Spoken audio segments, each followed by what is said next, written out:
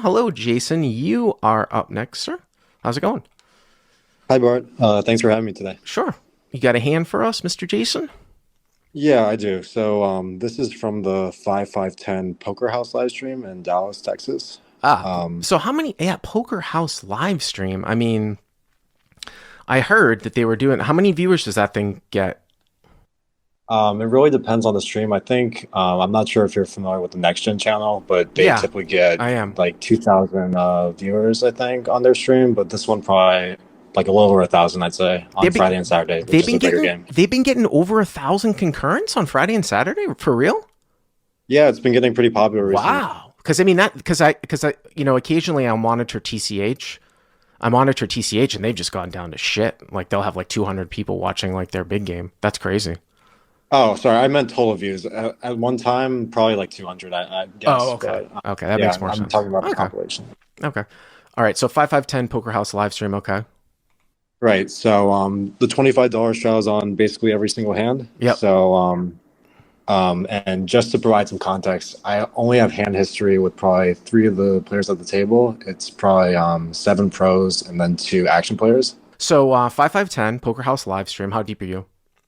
I have $5,325, and then Okay. the villain in the hand has 4,450, so 4.45K effective. 4.45K effective. All right. Pretty big, huh? Okay. So the cutoff, who's the villain in the hand, raises to $150. And this is like a pretty large sizing for the game. I'd say everyone's just going 75, maybe 100 in certain cases. But I mean, he is an action player, but I've never played with him before. So Okay. So the cutoff raises to $150.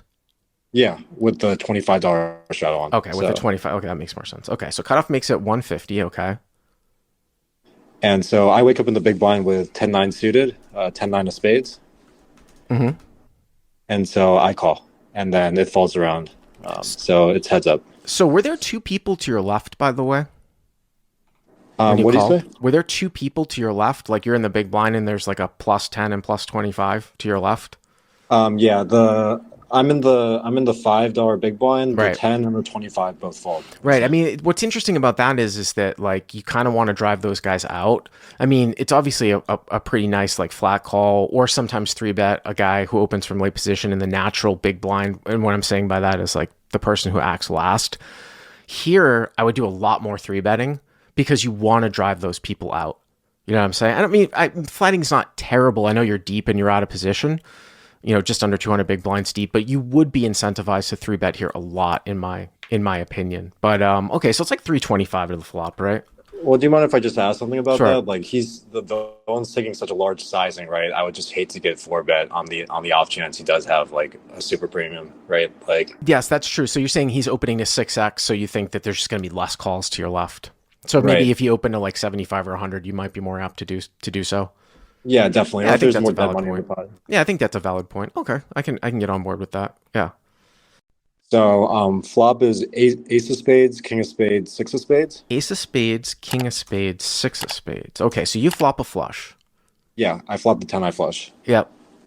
So I check, and then the cutoff bets $650, which is almost a 2x over bet. Wow. So hero checks, cutoff bets 650. 650. Yep, 650 into 340. What is the deal with this guy? I really didn't know. Yeah. I mean, that's kind of insane. I mean, here's my thought, right? So this is like, I mean, this is already off the rails, right? I think. Right. I mean, because you're not really supposed to be using a 2x sizing, I think, on a monotone board here. I mean, it's obviously way, way off the rails. What I was going to say is that if I was up against somebody who was a better player, who maybe even chose like a pot size type of bet, it's possible you might take this if you thought your opponent was just going to blast off as like a check call, or just check call flop to check raise river. But this is so bizarre and so off the rails that I have to interpret this as like a protection type of bet here, where I'm probably just going to start building right now. Do you see what I'm saying? I mean, there are Yeah. people that you need to sort of balance as a protection.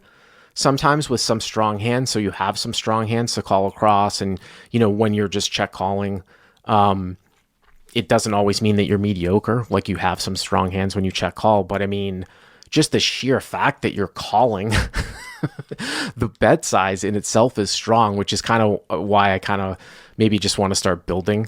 You know what I'm saying? Just like building up, as much as possible. Ace, king, Right. I six, all mean, spades, hero checks, cutoff bet 650. Right. Okay.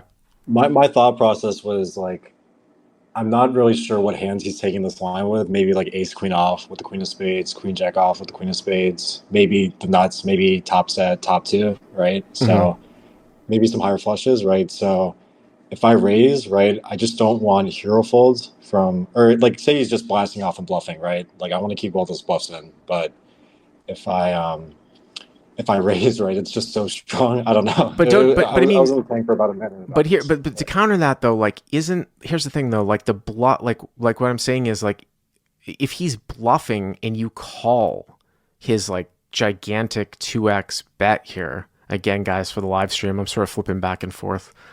I'll just put it back up here in a second. So if you call his gigantic, huge sizing, like, do you really think he's going to continue to bluff? I mean, your call is so strong, you might as well just start. I put it this way: I don't really see the difference between calling and raising. You know what I'm saying? Like, because it's such a 2x, like, I don't think someone's going to continue to sort of bluff off. And the issue sometimes that you'll run into, even though when I first looked at this hand, I didn't even consider it, is that he might have some random spade that he's just not going to put any more money in. And he might just inherently get two free cards. Like, say he had like, I don't know, like Jack 9 or something like that with the Jack of Spades in it, right? And he takes this 2x sizing and you call, and he's just not going to put any more money in the pot unless another spade comes out. Then you'd actually don't want him in the hand, right? You could make a case that this is value / protection.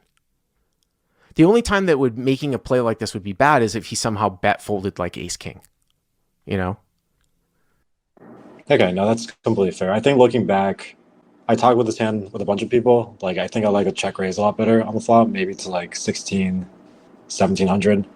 And And actually, then my yeah. English buddy Scott Alford says if you guys are playing like a 7 deuce bounty game, which you didn't say, so I'm sure you're not, that might be a time where because whenever you're playing a game where there's a bluffing bounty, the stand-up game, you've seen that on Hustler Casino Live a lot too, right? Like where people are like, instead they have to win pots because the last person that doesn't win a pot after a round pays a big bounty, or a game like 7 deuce, then it would be different. But it doesn't sound like there's any kind of bounty on or any type of like novelty game on here, right? No, there wasn't. Yeah. So So that was just completely stricken yeah, off the range. yeah. So you called or what?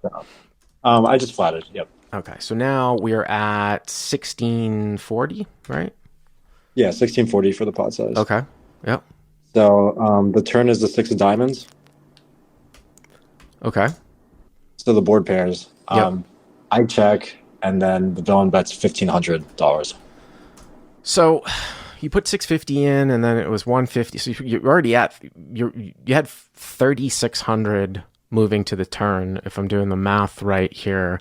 Mm-hmm. And now he bets 1500. So Right. Yep. I mean, if you were to call, the pot would be like 46, and you'd only have like 21 left. So the pot would dictate here that you'd probably just check raise all in, unless here's the problem.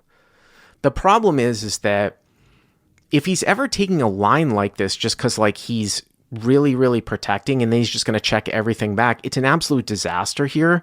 If you just call and he checks back ace king on a blank, that's a disaster.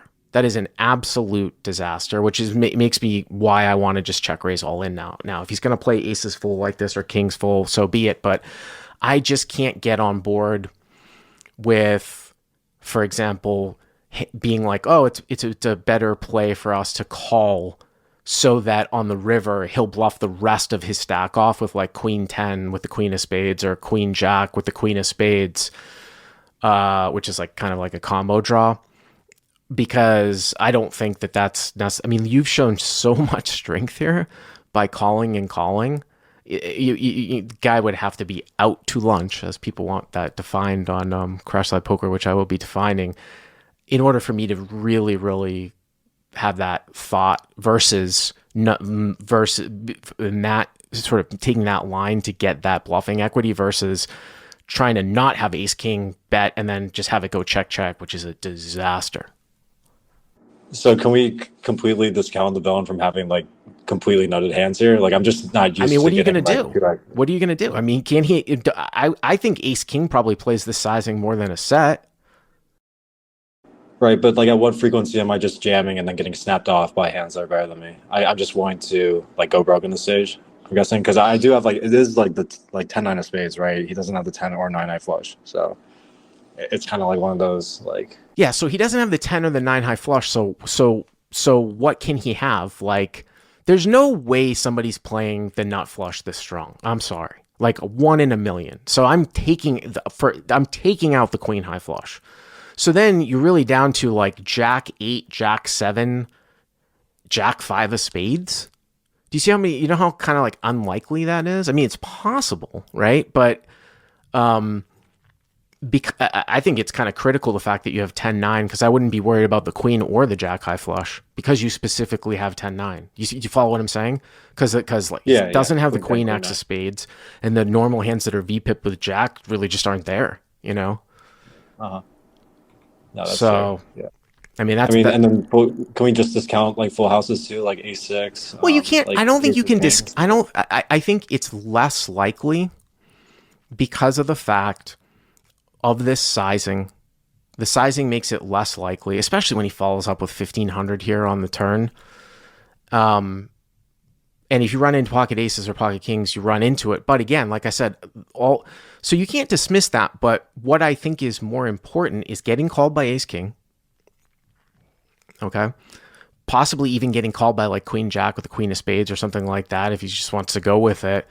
And I don't think you're going to get the bluffing equity. And so you want to get called by ace king. You also don't actually want to allow. So it's kind of a combination, right? You don't want to allow a higher spade to just get there if they're never going to bluff the river. Now we can't necessarily. So you can sort of like look at that. Like if the queen of spades or the jack of spades is not going to bluff the river, you want to raise and have him fold, right? Mm-hmm. So it's that combination of things, you know? Okay. Yeah. Yeah. That's fair. It was just a pretty awkward SPR too, so I just wasn't sure. Like I don't know. No. Just yeah. But okay, yeah, going to the river. So you just called? Yeah. Yeah, I just called again. Jesus. So now wait a minute. So now the pot is 46-40 and you have where you put in like 15 They're 2150 behind for the villain. Okay. All right. I mean, it's not that crazy. I mean, sometimes you could play a hand like this where you would have this much stacked up left, but I would still be mostly jamming. Okay, so what's the river now? River is the 6 of hearts. Oh my god. Yeah.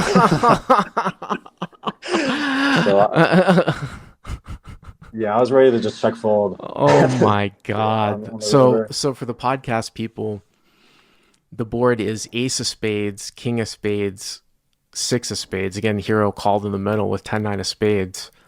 Flopped the 10 high flush. This dude went crazy and bet 2x, and the guy just called. And now the turn is a 6 of diamonds. He just check calls again, and the river is the 6 of hearts. Yep. So there's God. trips on the board. Yeah. That is crazy. So pretty bad run out, but I checked and then he snap checked back. So It went check, so it went check check at the end. yeah, check. All right, so it goes check check at the end. Okay. And then villain shows 8-5 of spades. So 8-5 of spades. Oh, so he flopped a smaller flush than you. So if you had put in any money at any time, you would have got. I mean, obviously you would have gotten it, right? yeah, exactly. So Wow. Well, I mean, it's a very unfortunate run out for you. You know what I mean? but I think, some things that we can take away from that. I mean, those are all the things that I would say, about the hand. So, anyways, I appreciate the call. Thank you very much.